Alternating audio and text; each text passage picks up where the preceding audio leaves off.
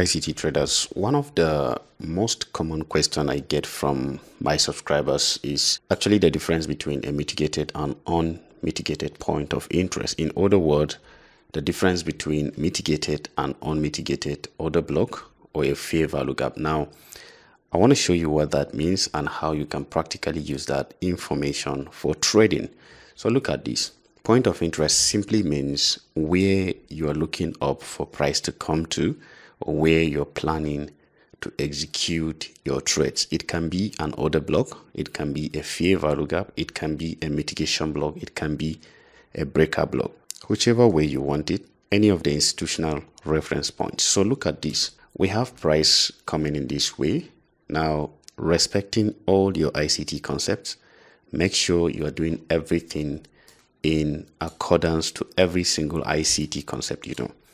Now look at this price coming right here, having this movement and a sudden inducement right here above this internal structure right here, price creating inducement and then a sudden movement downward.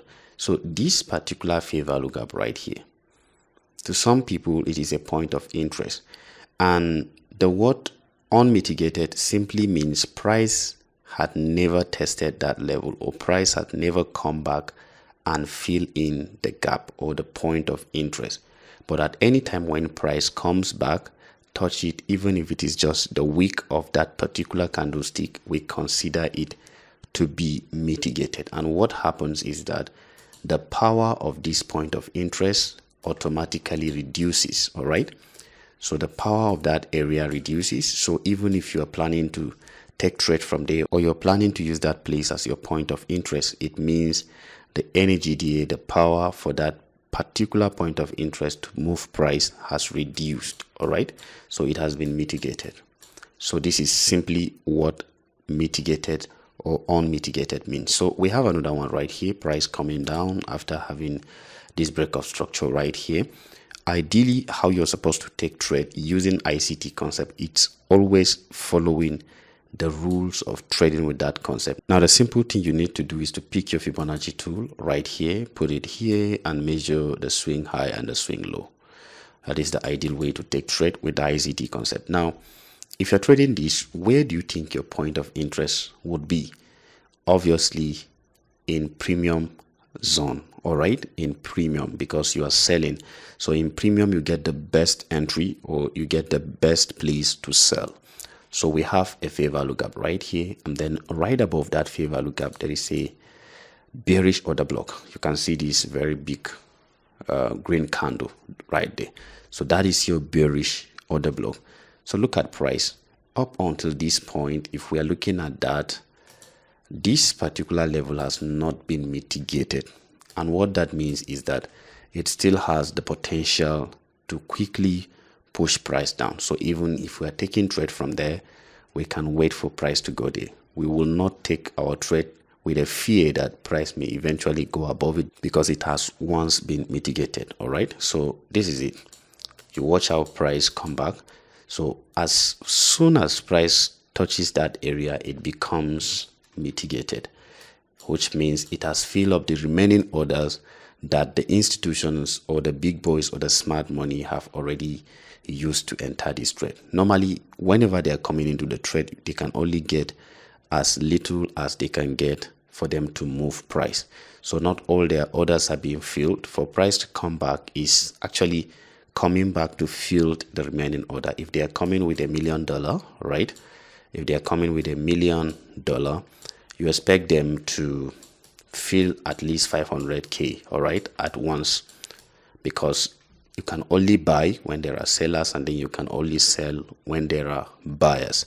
So if they were able to get only few people that are willing to sell for them, and then they got only 500K spaces for them to fill their order, they need to fill in the remaining 500K, and that is the reason why price is coming. So coming back to that place, it means price has filled up everything. The first move was 500K, and then the second move is 500K, which makes it a $1 million filled order, and that is why price will quickly leave that particular zone. All right, so You will see this play out time and again. Let me show you another example and then I close from here. And then here we go with another example right here.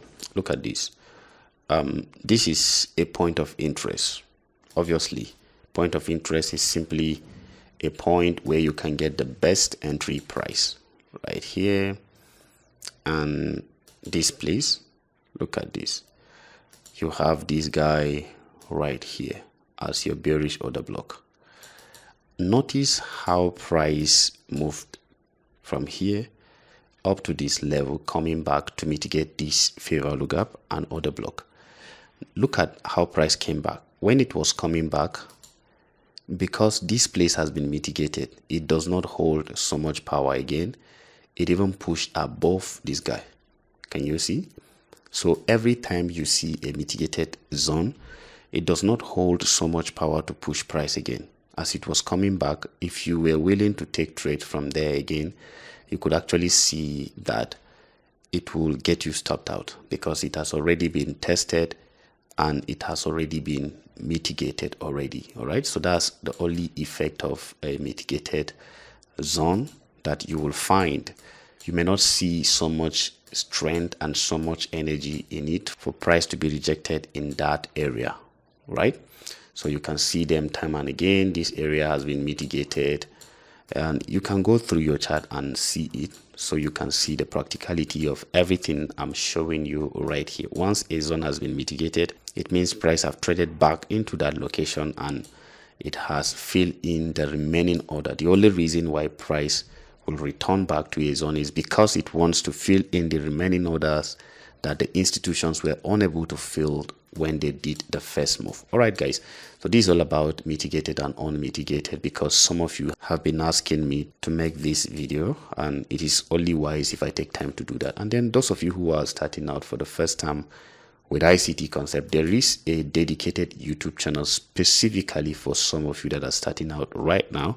Use the link in the description. It's called ICT Concepts for Beginners, and then you're going to find this particular YouTube channel.